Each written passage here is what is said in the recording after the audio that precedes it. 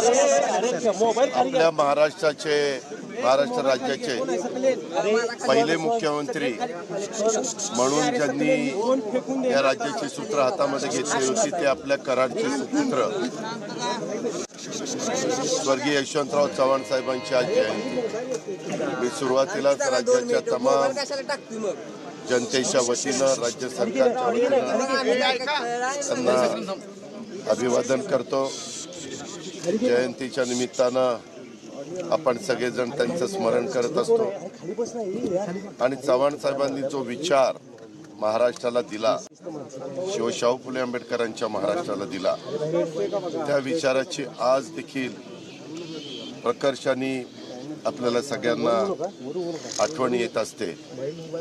आम्ही तरी त्यांच्या विचारांनी पुढे जाण्याचा प्रयत्न करतो आणि दरवर्षी त्यांच्या पुण्यतिथीच्या निमित्तानं, त्यांच्या जयंतीच्या निमित्तानं दोन्ही दिवशी महाराष्ट्रातले अनेक जण चव्हाण साहेबांच्या समाधीचं दर्शन घ्यायला येत असतात। आज देखील मी राज्य सरकारच्या वतीनं, व्यक्तिशः माझ्या वतीनं, तसेच आमचे सहकारी मंत्री मकरंदाबा पाटील, अतुल बाबा भोसले, त्याच्यामध्ये सचिन पाटील फलटणचे आमदार आणि इकडं अमोल मिटकरी, असे आम्ही सगळेजण आज इथं दर्शन घेण्याच्या करता आलोय।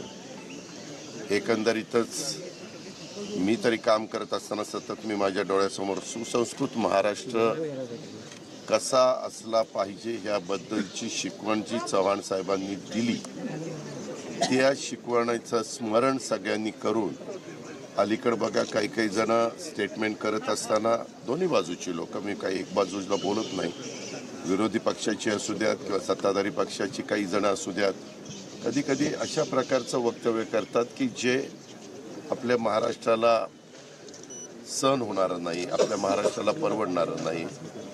नेहमी महाराष्ट्रातल्या चव्हाण साहेब असतील किंवा त्याच्यानंतर ज्यांनी महाराष्ट्राचं नेतृत्व केलं त्या सगळ्या मान्यवरांनी जातीय सलोखा ठेवण्याचा प्रयत्न केला। स्वतः युगपुरुष छत्रपती शिवाजी महाराजांनी देखील हिंदवी स्वराज्याची स्थापना करत असताना कधी जातीमध्ये भेद केला नाही, समाजामध्ये भेद केला नाही। त्यांनी सर्व महाराष्ट्रामध्ये राहणारा मराठा माणूस जो आहे त्याच्यामध्ये सर्व जाती धर्माचे लोक आहेत, त्या सगळ्यांना घेऊन त्या हिंदवी स्वराज्याची स्थापना केलेली आहे आणि नवीन पिढीनं पण ते सतत लक्षात ठेवलं पाहिजे। अलीकडच्या काळामध्ये छावा जो चित्रपट आला त्याच्यामध्ये देखील आपण आपल्या हिंदवी स्वराज्याचे दुसरे त्या ठिकाणी छत्रपती संभाजी महाराज यांच्याही बद्दलचा इतिहास नवीन पिढीच्या समोर आणण्या 2 दिवसापूर्वी मी हा संकल्प सादर करत असताना पण सगळ्यांनी पाहिलं की अर्थसंकल्पामध्ये देखील या सगळ्या ज्या काही बाबी आहेत त्या विचारात घेऊन आम्ही देवेंद्र फडणवीस, एकनाथराव शिंदे, आम्ही सगळ्यांनी मिळून हा अर्थसंकल्प मांडलेला आहे। आज पण त्याच्याबद्दलची बरीचशी चर्चा दोन्ही बाजूच्या सन्माननीय सदस्यांच्याकडनं होणार आहे। त्याही करता मला अर्थमंत्री म्हणून तिथं हजर राहायचं म्हणून मी सकाळी थोडंसं लवकर येऊन इथं चव्हाण साहेबांच्या समाधीचं दर्शन घेण्याचा प्रयत्न केला। मला एवढंच सांगायचं आहे की जोपर्यंत मी राजकीय जीवनामध्ये तोपर्यंत चव्हाण साहेबांची विचारधारा मी कदापि सोडणार नाही किंवा ढळू देणार नाही। त्याच विचारधारेने महाराष्ट्राचं भलं होणार आहे, सगळ्या समाजाचं भलं होणार आहे।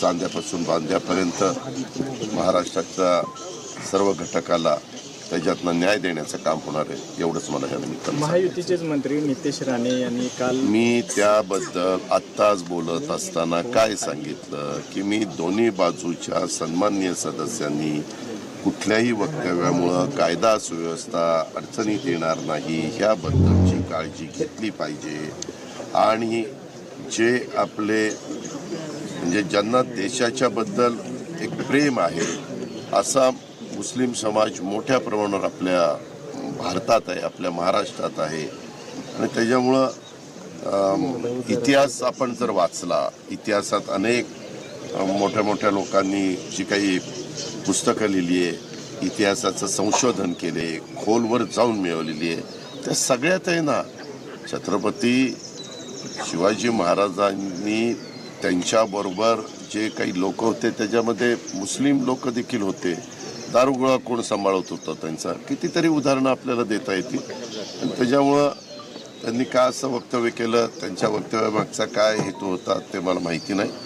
परंतु आपल्या देशाबद्दल अभिमान वाटणारा जो मुस्लिम घटक आहे तो सगळा तो देशप्रेमीच आहे ना, भारतप्रेमीच आहे, देशप्रेमीच आहे.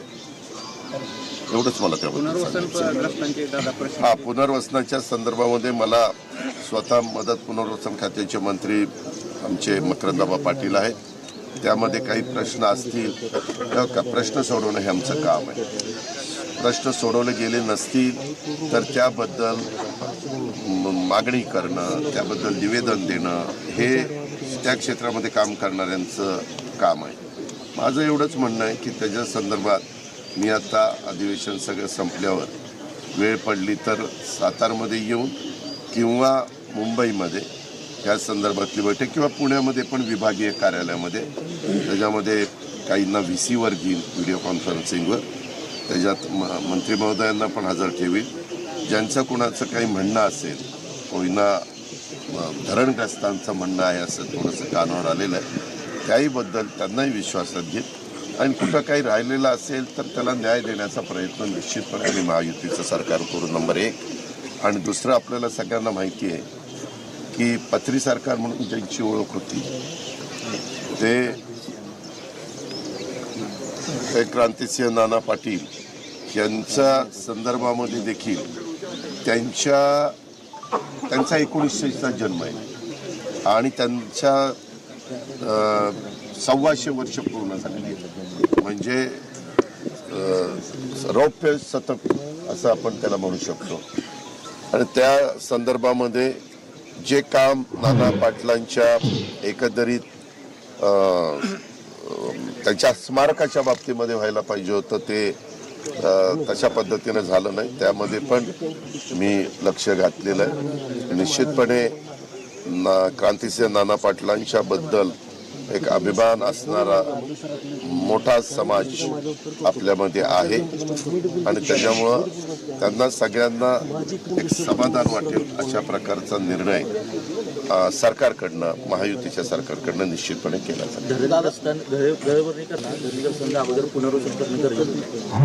कुठलं धरण? वांग मराठवाडी त्या धरणग्रस्तांच्यावर गुन्हे दाखल केले असं त्यांचं म्हणणं आहे. मी तुम्हाला सांगतो ना, जर काही झालेलं असेल, आमच्याकडनं काही प्रशासनाकडनं चूक झालेली असेल ते दुरुस्त करू. काही मला समजून घेतलं पाहिजे. माझा नेहमीच पॉझिटिव्ह विचार राहिलेला आहे. आज स्वर्गीय अभयसिंहराजे भोसले हयात नाही आहेत, परंतु मला आठवतं गुरमोडीच्या बाबतीमध्ये अशाच प्रकारचे काही प्रश्न निर्माण झालेले होते.